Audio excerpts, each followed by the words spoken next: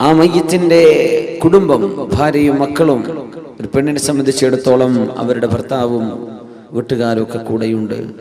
വഅമലുഹു, കർമ്മങ്ങളും കൂടെയുണ്ട്. ഫയർജിഉ ഇസ്നാൻ വയബ്ഖാ വാഹിദ്, കർമ്മങ്ങളല്ലാതെ ബാക്കിയെല്ലാം തിരിച്ചു പോരും. ഭർത്താവിന്റെ കൂടെ മയ്യത്തിന്റെ കൂടെ ഖബറിൽ കിടക്കാൻ ഒരു പെണ്ണും ഒരുങ്ങാറില്ല. മരിച്ച ഭാര്യയുടെ കൂടെ ഖബറിൽ ഒരു ഭർത്താവും, ജീവനുള്ള ഒരു ഭർത്താവ് പോയി കിടക്കാറില്ല. എല്ലാവരും തിരിച്ചു പോരും. വയബ്ഖാ വാഹിദ്, ഒന്നേ ഒന്ന് മാത്രമാണ് അവശേഷിക്കുന്നത്. അമലുഹു, നമ്മളൊക്കെ ചെയ്തുകൊണ്ടിരുന്ന കർമ്മങ്ങൾ, നമ്മുടെ നോമ്പ്, നമ്മൾ സത്യം പറഞ്ഞത്, നമ്മൾ ആളുകളെ സഹായിച്ചത്, നമ്മൾ റിലീഫ് പ്രവർത്തനങ്ങൾ ചെയ്തത്, നമ്മൾ മറ്റുള്ളവർക്ക് വേണ്ടി പ്രാർത്ഥിച്ചു കൊടുത്തത്, നന്മ നമ്മൾ ചെയ്തത്, നന്മ പഠിപ്പിച്ചത്, സുന്നത്തുകൾ അനുസരിച്ച് ജീവിച്ചത്, ഈ കർമ്മങ്ങളെ ബാക്കിയുള്ളൂ. ബാക്കിയെല്ലാം തിരിച്ചു പോരും എന്ന് പരിശുദ്ധ റസൂലുള്ളാഹി സ്വല്ലല്ലാഹു അലൈഹി വസല്ലം. യാത്ര ചോദിക്കുമ്പോൾ നമ്മൾ ചിന്തിക്കേണ്ടത് ഇതാണ്: എൻ്റെ കൂടെ ആരാണ് ഇനി ബാക്കിയുള്ളത്? അസ്സലാമു അലൈക യാ ശഹ്റ റമദാൻ. പള്ളിയിലെ ഖതീബുമാർ മുഴുവനും ഇന്നലത്തെ ഖുതുബയിൽ അത് പറഞ്ഞു.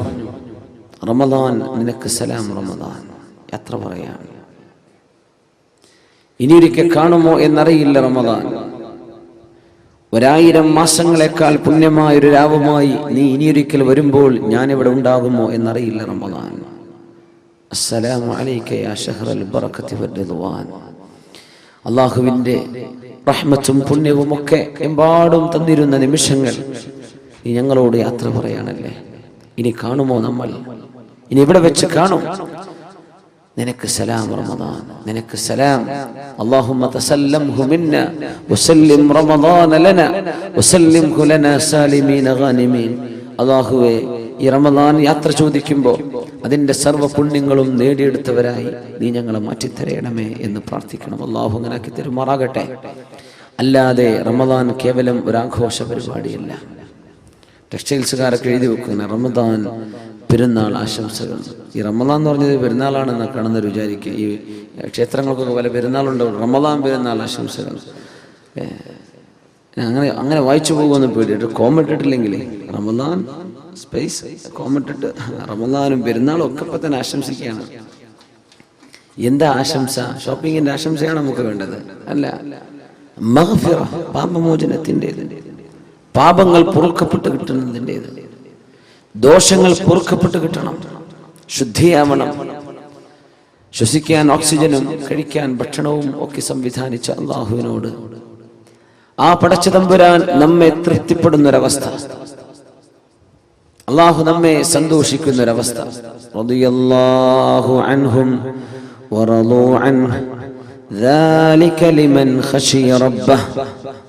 അല്ലാഹു അവരെ തൃപ്തിപ്പെട്ടിരിക്കുന്നു.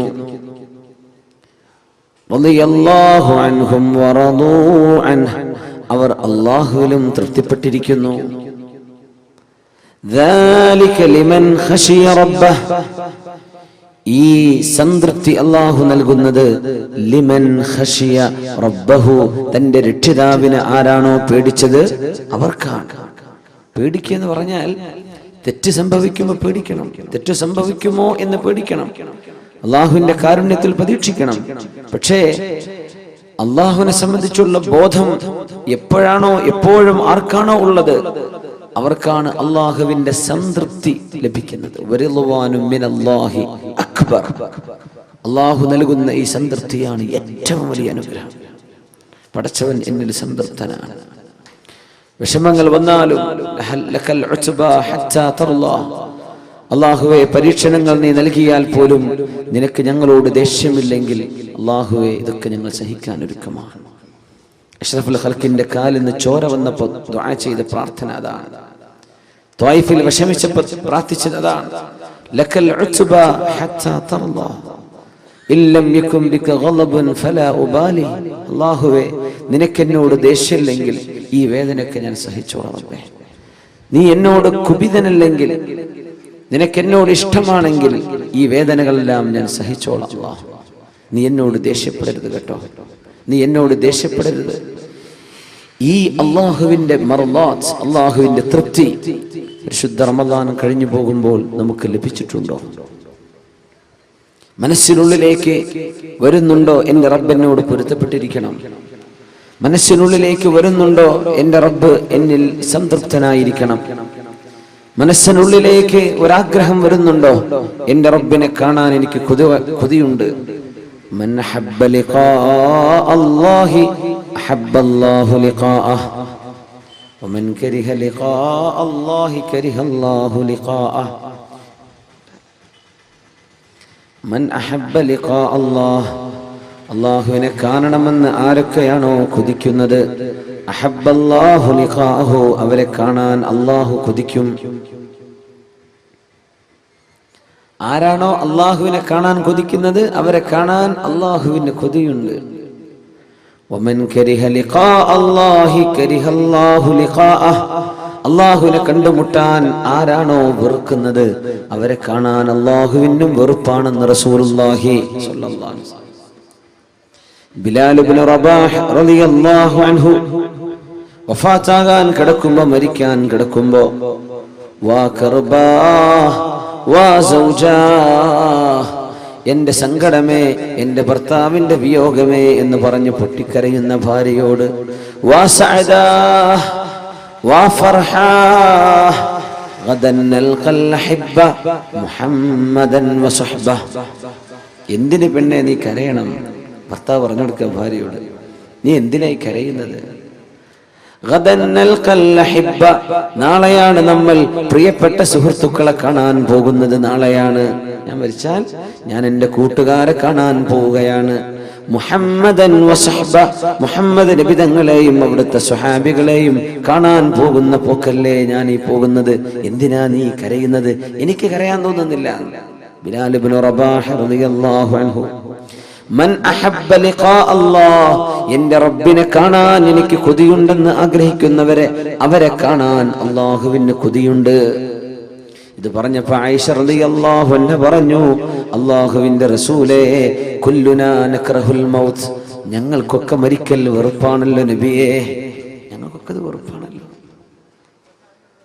ഞങ്ങൾക്കൊക്കെ അത് വെറുപ്പാണല്ലോ നബിയേ. പിന്നെ എങ്ങനെ അള്ളാഹുവിനെ കാണാൻ ഇഷ്ടപ്പെടാൻ ഞങ്ങൾക്ക് എങ്ങനെ കഴിയും? ഞങ്ങൾക്ക് മരിക്കാൻ ഇഷ്ടമല്ലല്ലോ.